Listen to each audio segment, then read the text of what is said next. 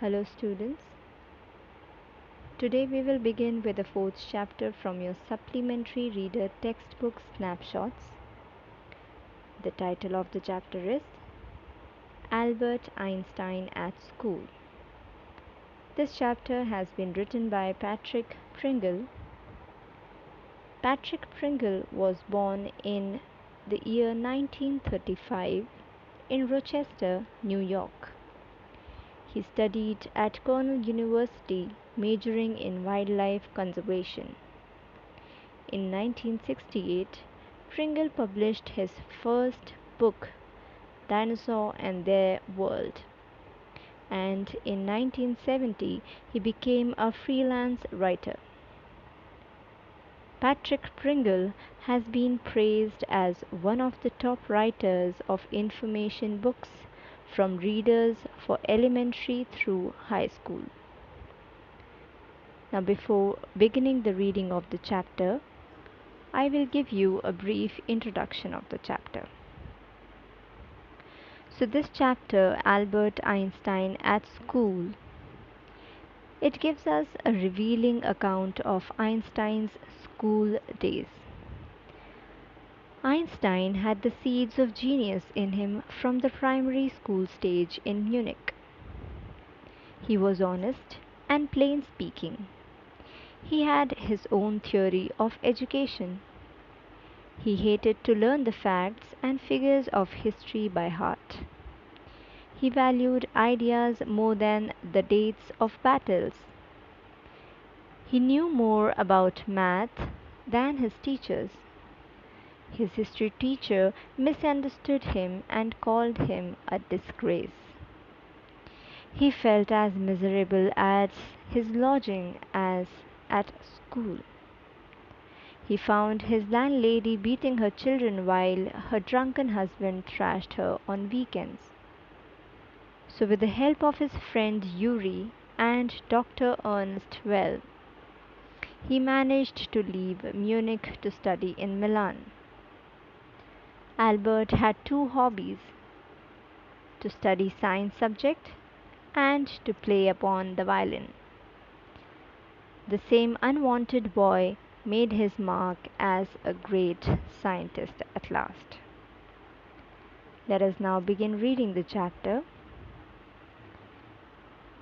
Albert Einstein is regarded as the greatest physicist since Newton. In the following extract from the young Einstein, the well-known biographer Patrick Pringle describes the circumstances which led to Albert Einstein's expulsion from a German school. So basically this chapter is about the famous theoretical physicist Albert Einstein. And this chapter has been taken from the biography named The Young Einstein, written by Patrick Pringle. And the lesson talks about how Albert Einstein hated school and how he wanted to leave that school and how he was forced to leave that German school. Okay, let us now begin reading the first paragraph. In what year, Einstein asked the history teacher, did the Prussians defeat the French at Waterloo? I don't know, sir. Why don't you know? You have been told it often enough. I must have forgotten. Did you ever try to learn? Asked Mr. Brown. No, sir. Albert replied with his usual unthinking honesty. Why not? I can't see any point in learning dates. One can always look them up in a book. Mr. Brown was speechless for a few moments. You amaze me, Einstein, he said at last. Don't you realize that one can always look most things up in books? That applies to all the facts you learn at school. Yes, sir. Then I suppose you don't see any point in learning facts. Frankly, sir, I don't, said Albert. Okay, so what has happened over here? The chapter begins with an account of Albert, with his history teacher, where the teacher asks him about the year in which the Prussians defeated the French at Waterloo. And as usual, Einstein, with his unthinking honesty, answers that he does not remember the year when the Prussians defeated the French at Waterloo. To which Mr. Brown points out that the reason for this is because Einstein never bothers to learn the dates. Now, here Albert he justifies that he finds it pointless to digest dates because one can always look them up in books whenever they want, whenever it is needed. Now, this answer given by Einstein left Mr. Brown dumbstruck for a while. And finally, Mr. Brown replies and tells Albert that most of the things being taught in the school can be looked up in the books, and so there is no point in mugging up facts. And Einstein, again, without any hesitation or any fear from his teacher, and without even realizing that the statement said by the teacher was a sarcastic one, was a taunt, he straight away agrees with Mr. Brown that yes, mugging up facts was actually useless. Okay, let us read further. Then I suppose you don't see any point in learning facts? Frankly, sir, I don't, said Albert. Then you don't believe in education at all? Oh, yes, sir, I do. I don't think learning facts is education. In that case, said the history teacher with heavy sarcasm, perhaps you will be so kind as to tell the class the Einstein theory of education. Now, then the professor, now here he concludes and questions Einstein that if Einstein doesn't see any point in grasping and learning facts given in the books, then he would also not be a believer and follower of education. And now, to this also Albert very clearly replies that he undoubtedly believes in the idea of education, but according to him, merely learning facts is not education. Okay, this is important. That according to him, he says, Albert says that only learning of the facts is not education. Now, the history teacher then, in an attempt to mock him, to make fun of him in front of all the classmates, in front of the whole class, he again asks about his version of ideal education, which Mr. Brown calls as Einstein's theory of education. Let's read ahead. Albert flushed. I think it's not facts that matter, but ideas, he said. I don't see the point in learning the dates of battles or even which of the armies killed more men. I would be more interested in learning why those soldiers were trying to kill each other. That's enough. Mr. Brown's eyes were cold and cruel. We don't want a lecture from you, Einstein. You will stay in for an extra period today, although I don't imagine it will do you much good. It won't do the school any good either. You are a disgrace. I don't know why you continue to come. It's not my wish, sir, Albert pointed out. Then you are an ungrateful boy and ought to be ashamed of yourself. I suggest you ask your father to take you away. Now, see, what happened here is very, very disgraceful. So, again, being very, very clear about his idea of education, Albert then explained that it is useless to acquire knowledge about dates of battles that when they were fought, and it is also useless to have knowledge of which army killed more number of men.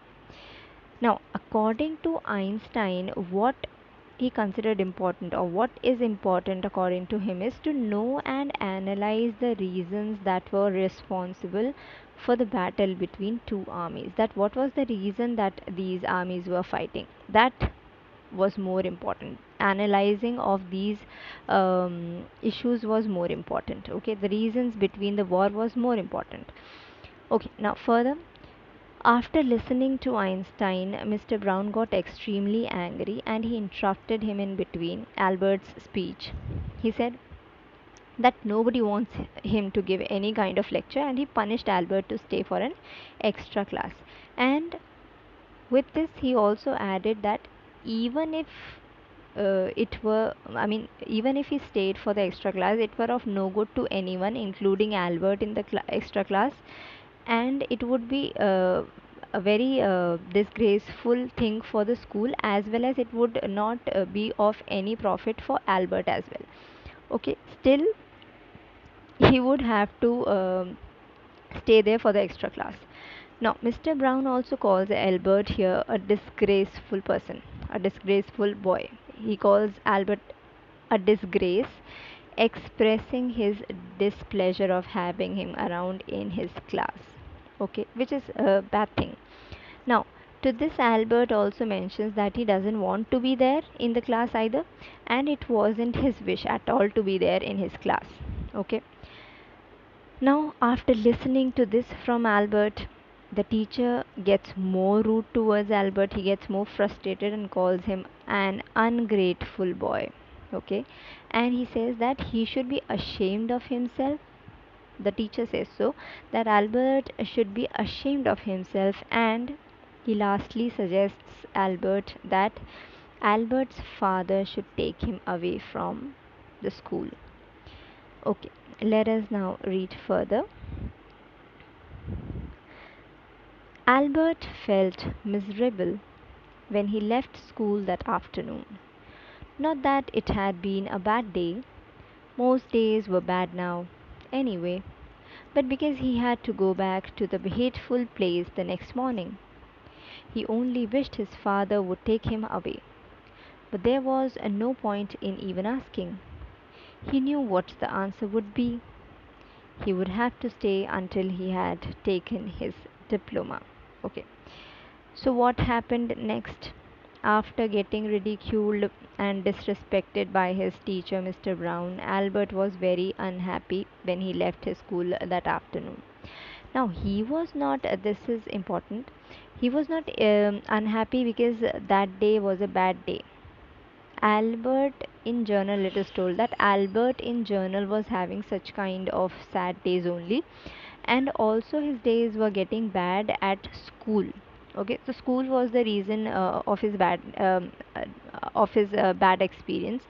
experiences, and he hated this thought of going to school, back to school every morning. Okay, so this was the worry that troubled him each and every day, that he had to again go to that school, that miserable place, the next morning.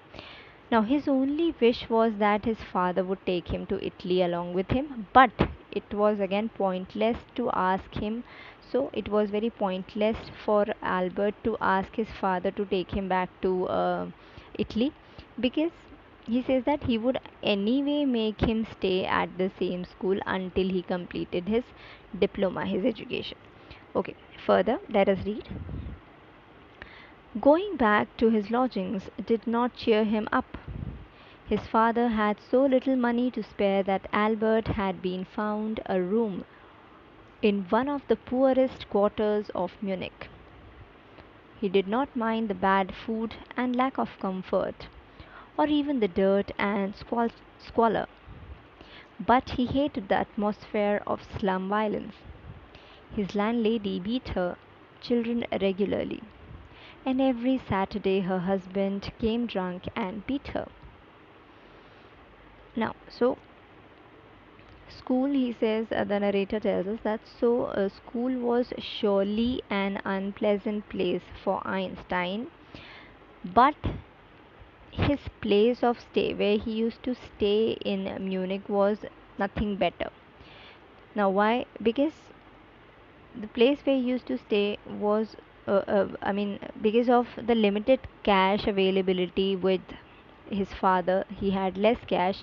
So Einstein, he had to stay within the poorest neighborhood in Munich. Okay, however, it is told that poverty, bad food, dirt, and lack of comfort hardly bothered him.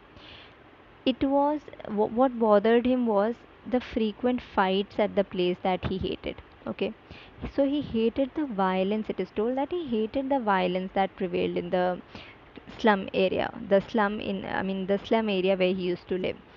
And then it is told that even the landlady's family, the place where he used to live, the landlady was also beaten up. She also used to beat her children each and every day.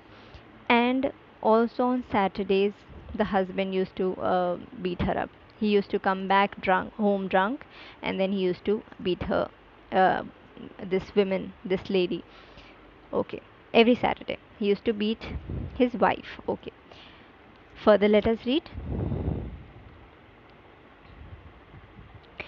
But at least you have a room of your own, which is more than I can say, said Yuri when he called round in the evening. At least you live among civilized human beings, even if they are all poor students, said Albert. They are not all civilized, Yuri replied. Did you not hear that one of them was killed last week in a duel? And what happens to the one who killed him? Nothing, of course.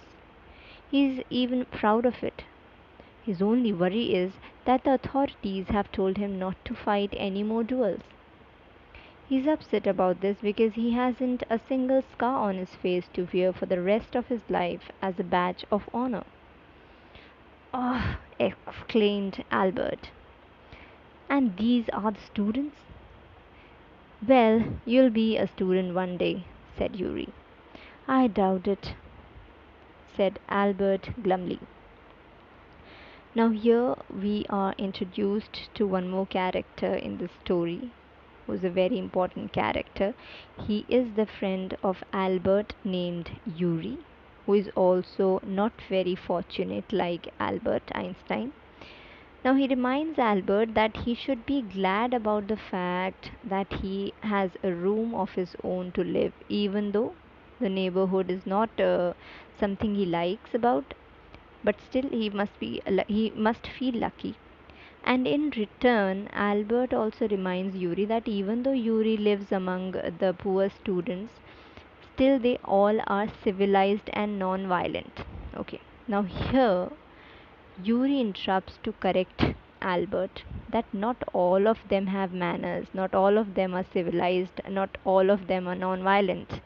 And then he tells an incident which took place in his around his house, and he says that only last week one was killed in a fight, and the person who killed the other person did not face any circumstances except never being allowed to play a duel again. So the only punishment that the person who killed the other person was given, that he would not play the duel again.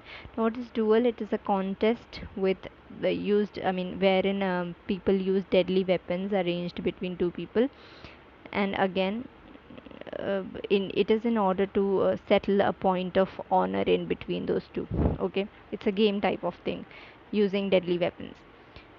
Okay, so also the only regret this murderer, we can say, the only regret this man had was that he won't be able to show off any scar on his face as a symbol of bravery, as a badge of honor of killing anyone. Okay.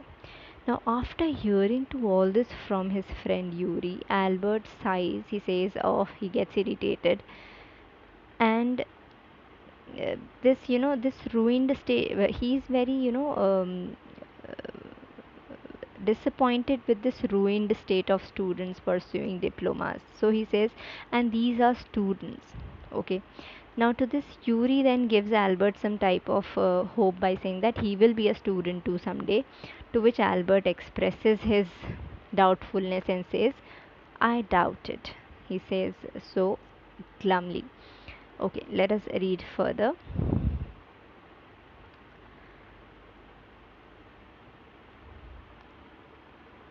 I don't think I'll ever pass the exams for the school diploma. He told his cousin Elsa the same next time she came to Munich. Normally, she lived in Berlin, where her father had a business. I'm sure you could learn enough to pass the exams, Albert, if you tried. And she said, I know lots of boys who are much more stupid than you are, who get through. They say you don't have to know anything. You don't have to understand what you're taught. Just be able to repeat it in the exams. That's the whole trouble, said Albert. I'm no good at learning things by heart. So here Albert now expresses his concern to his cousin Elsa, saying that it is not very likely for him to pass his exams, the diploma exams. Now Elsa, the cousin who had come to visit Einstein in Munich, and normally she lived in Berlin, the place where her father had a business. So she had just come to pay a visit to Einstein in Munich. Now Elsa here tried to motivate Albert and tried to convince him to learn just only enough, that the amount which is enough for him to pass the exams. And she says that this can be done, the exams can be passed by learning and repeating facts. Okay, and also she tells Albert that she had seen a lot of dull boys, more dull and stupid than Albert, and she had seen them passing their exams. Okay, so she kind of motivates him also, that he would also, if he tries to learn, if he tries to put in some efforts by repeating the facts and all, he would be also able to clear his diploma exams. But Albert again expresses to his sister that learning things by heart is not his cup of tea. Okay, further let us read. You don't need to be good at it. Anyone can learn like a parrot. You just don't try. And yet I always see you with a book under your arm, added Elsa. What is the one you're reading? A book on geology. Geology? Rocks and things? Do you learn that? No, we have hardly any science at school. Then why are you studying it? Because I like it. Isn't that a good enough reason? Elsa sighed. You're right, of course, Albert, she said. But it won't help you with your diploma. So here Elsa, she presented her counter agreement that anyone can learn like a parrot, but for that one needs to try, one needs to put in efforts, which Albert never does. She also expresses irony by mentioning that he always has a book under his arms. Okay, she points out that he's always having this book, still he's not able to learn. Then she questions that what book is he holding in his hand all the time. Now Albert here tells her that it is a book on geology which is not taught in school. Okay, he adds that in school they hardly taught science. Now Elsa doesn't understand why then he is reading the book if it is not a part of his curriculum. To which again Albert here clarifies that he likes studying science and considers it a good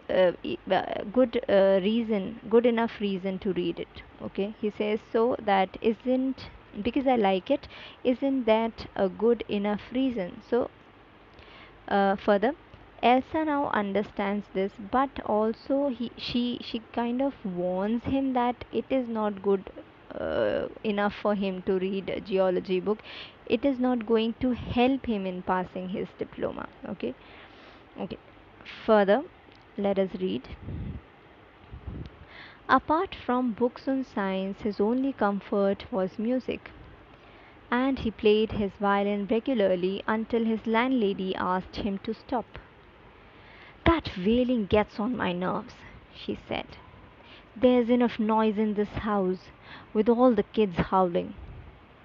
Albert was tempted to point out that most of the time it was she who made them howl. but he decided it was better to say nothing.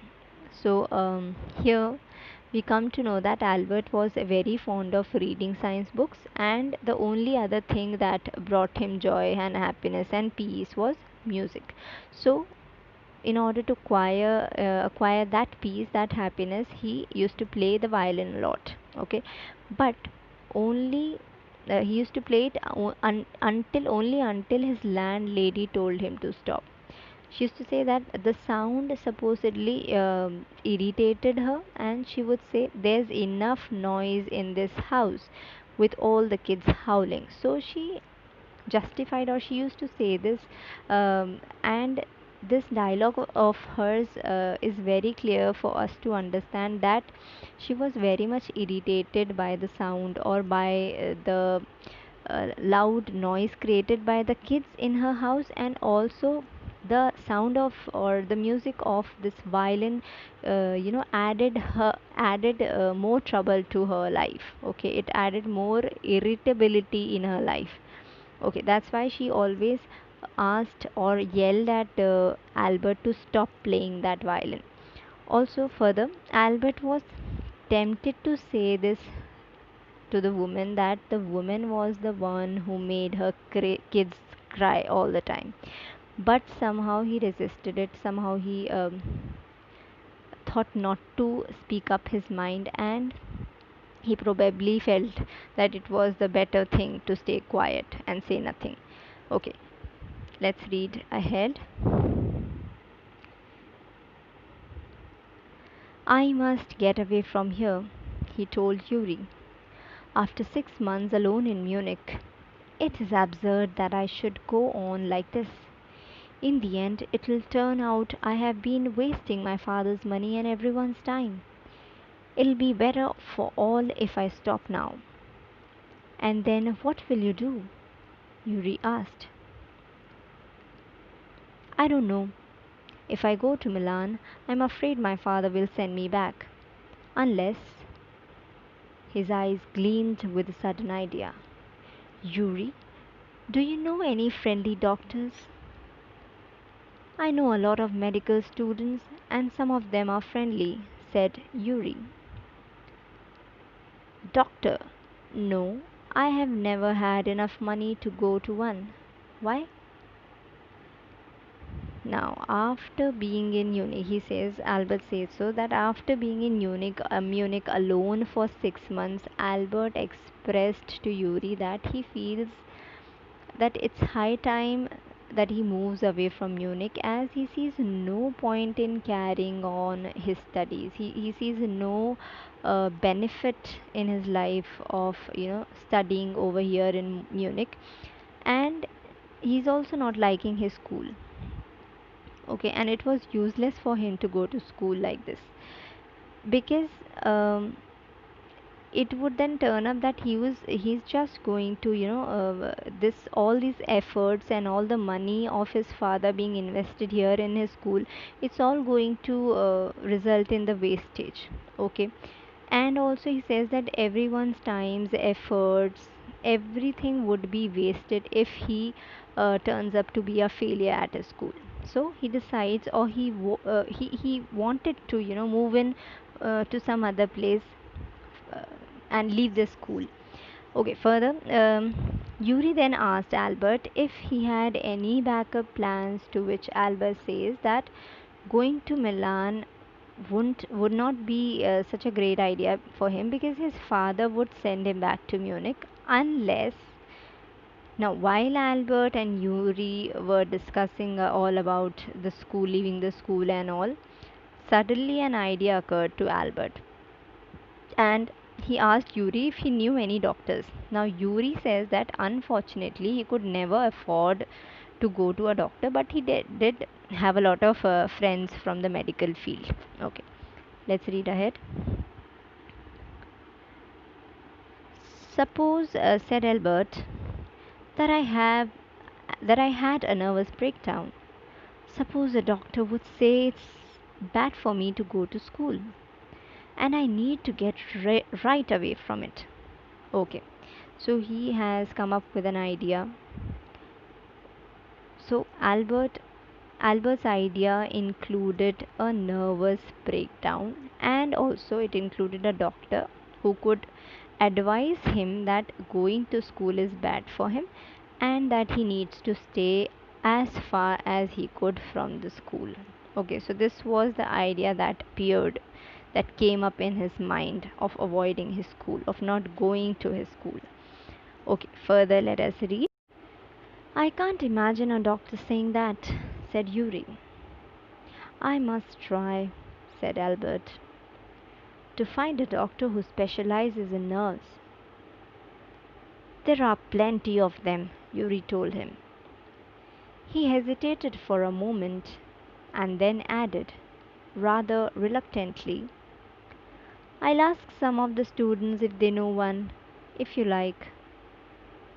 Will you? Oh, thank you, Yuri. Albert's eyes were shining. Wait a moment, I haven't found one yet. Oh, but you will. And if I do, I don't know if he'll be willing to help you. He will, declared Albert. I'm going to have a real nervous breakdown to make it easier for him. He laughed merrily.